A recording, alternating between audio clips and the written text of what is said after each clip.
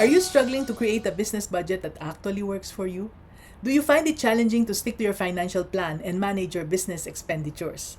Would you want to learn how to create and adhere to a budget that aligns with your business goals and financial realities? If managing your finances feels like navigating through uncharted waters, then you're in the right place. Hi, I'm Mami and your Mami Negosyo, and in this video, I'll guide you through creating and sticking to a business budget. It's about crafting a budget that supports your business objectives while keeping financial discipline. So here are the 6 tips that we will talk about in this video. Number 1, understand the importance of budgeting. Number 2, assess your revenue and expenses. Number 3, set realistic financial goals. Number 4, create a flexible budget. Number 5, monitor and adjust regularly. And number 6, utilize tools and resources. So let's dig deeper into each one, starting with tip number 1. Understand the importance of budgeting. Simply put, a business budget is a plan for your money because a budget helps you see how much money you will make and spend. It also helps you be ready for surprises and see how well your business is doing. To make a budget, start by listing your income and your expenses. Then plan how much money you will save and spend each month. Now let me tell you about my coaching client, Rochelle. Rochelle's a mom who runs a bicycle parts business. She's hardworking, but the problem she had was having messy finances. You see, she often ran out of money and did not know why. Sounds like something you can relate to? And because of that, her business was struggling. She was spending more than she was earning, but she did not know that. So after our coaching session, Rochelle wasted no time and started making a budget. With this, she could see where her money was going. And this helped her manage her money better and make smarter choices for her business. So with a budget, Rochelle saved enough money to buy new parts and improve her business. Got that? Okay, great. Let's move on to discussing tip number 2. Assess your revenue and expenses. In relation to tip number 1, you have to look at how much money you make and spend.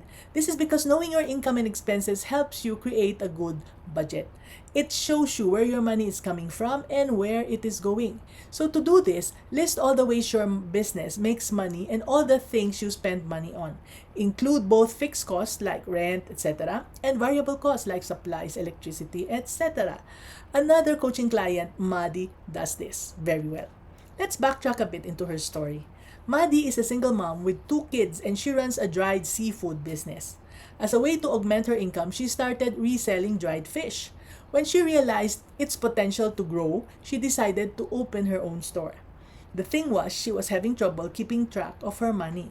Just like Rochelle, she often found herself short on cash without knowing why. Her business was not growing because she did not know how much she earned or spent each month. And so, I advised her to list all her income and all her expenses. And by doing this, she could now see her financial situation clearly. Now, this helped her find areas where she could save money and make more. And by cutting unnecessary costs, Maddie was able to invest in better equipment and expand her product line. See? That's the power of budgeting. So next up, something crucial as well. And that's tip number 3, set realistic financial goals. Now this is crucial because clear goals guide your budget and keep you focused on what matters most.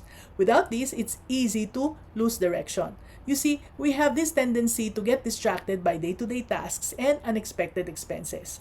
Without clear goals, it's hard to know where to put our money and energy. And to accomplish this, first, define clear short-term and long-term financial goals or objectives. These could be things like increasing profit margins, hitting specific sales targets, or just reducing costs.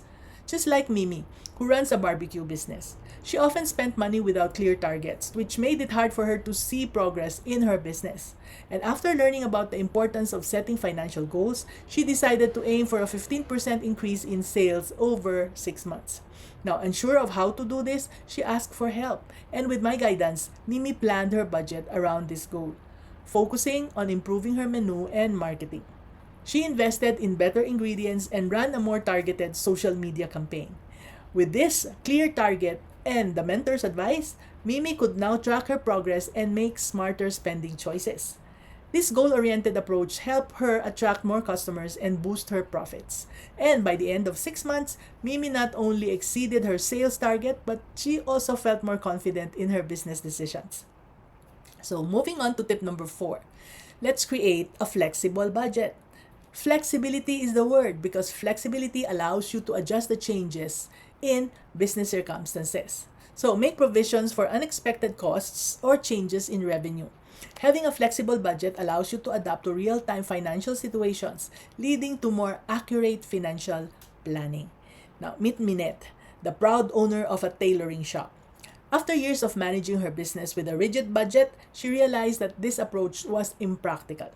To adapt to the fluctuating nature of the industry, Minette decided to adopt a more flexible budgeting strategy.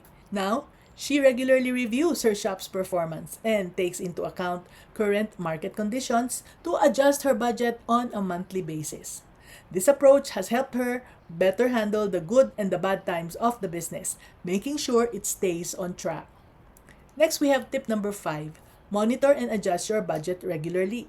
So make sure to monitor your progress regularly and make any necessary changes. Okay? Review your budget every month or every quarter.